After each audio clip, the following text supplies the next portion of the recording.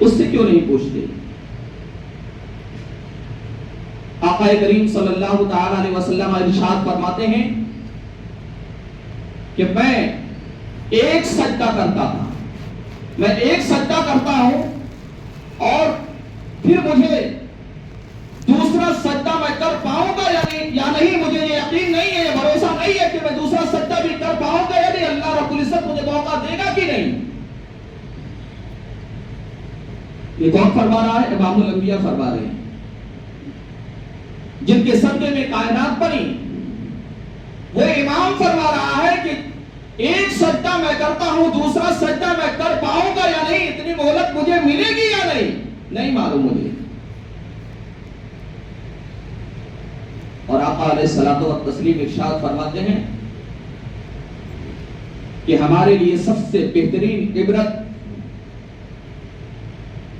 کی نشان ہماری موت ہے، سب سے بہترین ہمارے لیے عبرت اور فکر کی نشانی جو ہے وہ ہماری موت ہے۔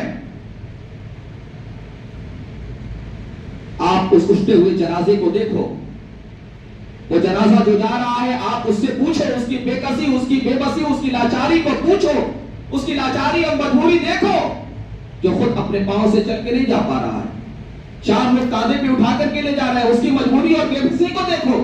اور آپ سمجھتے ہو کہ موت بڑی آسانی کے ساتھ آتی ہے۔ موت ہم جس طرح سے سنتے ہیں کہ بھائی موت آ گئی فلاں کو، آپ اس مرنے والے سے پوچھو کہ کس طریقے سے موت آتی ہے۔ موت اتنی آسانی سے نہیں آتی ہے، اس کا بڑا لمبا پروسیس ہے۔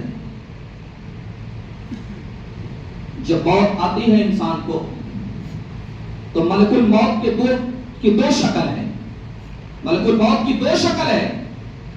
ایک شکل بڑا ڈراؤنا، بڑا ہیبت ناک، بڑا خوفناک، اور جو دوسری شکل ہے وہ بہت ہی خوبصورت، بہت چمکدار، حسین و جمیل۔ تو جب ملک الموت آتے ہیں تو اگر کوئی نیک انسان ہے، دیندار ہے، اچھے اعمال کرنے والا اگر انسان ہے تو اس کی جب موت آتی ہے تو جب ملک الموت آتے ہیں تو اس خوبصورت چہرے کے ساتھ آتے ہیں، خوبصورت شکل میں آتے ہیں۔ اور جب ایک بدکار انسان کی موت آتی ہے تو جو بھیانک اور ڈراؤنا شکل ہے اس شکل میں آتے ہیں اس کی روح نکالنے کے لیے۔ اور جب روح نکالتے ہیں نا تو پاؤں کی انگلیوں کے ناخن سے، ہاتھ کی انگلیوں کے ناخن سے جتنے جوڑ ہیں یہاں تک کہ اس کو کھینچا جاتا ہے۔ اور روایتوں میں آتا ہے کہ جب موت آتی ہے تو اس طریقے سے آتی ہے، اتنی تکلیف ہوتی ہے کہ آقا علیہ الصلوۃ والتسلیم ارشاد فرماتے ہیں کہ ایک ببول کا جھاڑ ہو یا کانٹے دار جھاڑ ہو، درخت ہو، اس کے اوپر ایک ریشمی چادر ڈال دیا جائے، پھر اس چادر کے ایک کنارے کو پکڑ کر کے کھینچا جائے تو آپ بتاؤ اس چادر کا کیا حال ہوگا؟ جس طریقے کے تار اس کا الگ ہو جائے گا۔ تو اسی طریقے سے موت آتی ہے، جب موت آتی ہے تو اس کا ایک ایک حصہ اس طریقے سے درد محسوس کرتا ہے، اتنی تکلیف ہوتی ہے اور بڑی تکلیف کے ساتھ موت آتی ہے۔ ہمیں تو یہ لگتا ہے کہ موت بڑی آسانی کے ساتھ آتی ہے، بس یوں آئے ملک موت اور وہ نکالے چلے گئے، نہیں۔ جب موت آتی ہے تو اس وقت جانتے ہو عالم کیا ہوتا ہے؟ روایتوں میں آتا ہے کہ جب موت آتی ہے انسان کو تو اس سے پہلے ہر طرف اسے فرشتے ہی فرشتے نظر آتے ہیں، فرشتوں کی ایک جماعت ہوتی ہے، فرشتے ہی فرشتے نظر آتے ہیں۔ جدھر دیکھو دائیں دیکھتا ہے فرشتے، بائیں دیکھتا ہے فرشتے نظر آتے ہیں، آگے جہاں تک نظر جا رہی ہے فرشتے ہی دکھائی دے رہے ہیں، پیچھے جہاں تک اس کی نظر جاتی ہے فرشتے ہی دکھائی دے رہے ہیں۔ اس کے بعد پھر ملک الموت آتے ہیں۔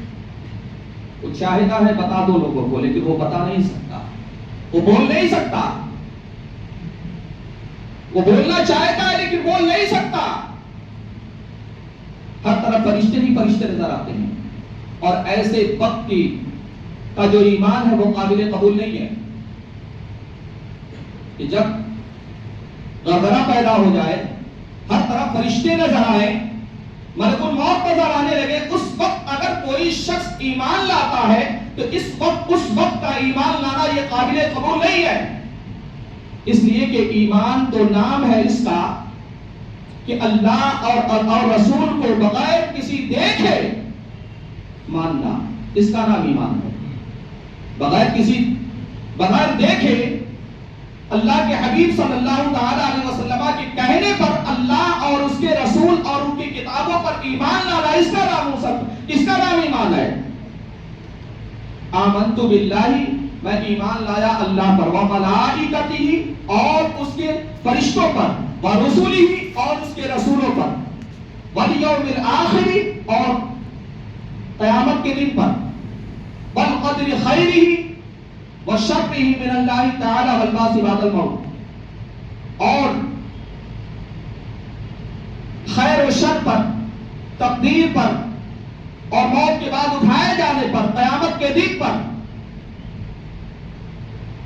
بغیر دیکھے اگر جب ایمان لائے گا وہ مسلمان ہوگا، وہ صاحب ایمان ہوگا، اور فرشتوں کو دیکھ کر کے اب ایمان لا رہا ہے تو اس وقت کا ایمان لانا قابل قبول نہیں ہے، اس لیے کہ فرشتوں کو دیکھ کر کے، اس لیے کہ جو کفار ہیں، جو بے ایمان ہوتے ہیں، ان کو اس وقت جب فرشتوں کو دیکھتے ہیں تو انہیں بھی اسلام کی حقانیت نظر آنے لگتی ہے، سمجھ میں آنے لگتی ہے کہ اسلام ہی حق اور سچا مذہب ہے، اس لیے اس وقت کا ایمان لانا یہ قابل قبول نہیں ہے۔ اور جو بدکار انسان ہوتا ہے، جو بدکار شخص ہے، تو اس کی موت جب آتی ہے تو ملک الموت وہ والی شکل لے کر کے آتے ہیں جو دردناک، جو ڈراؤنا اور بھیانک شکل ہے، اس شکل میں آتے ہیں، وہ انسان دیکھ کر کے ویسے ہی ڈر جائے گا، واسطہ ہو جائے گا، اور جب روح نکالنے لگتے ہیں بدن میں کپ کپی طاری ہو جاتی ہے۔ اور آج جو ہم اپنے حسن پر ناز کر رہے ہیں، ہم اپنے خوبصورت چہرے پر ناز کر رہے ہیں، یہ چہرے قبر کے کیڑے کھائیں گے۔ ہمارے خوبصورت بال جسے دن بھر میں ہم 10 مرتبہ کنگھا کرتے ہیں، اسے سنوارتے ہیں، یہ خوبصورت بال ہمارے ان کے جڑوں سے پیپ نکلیں گی،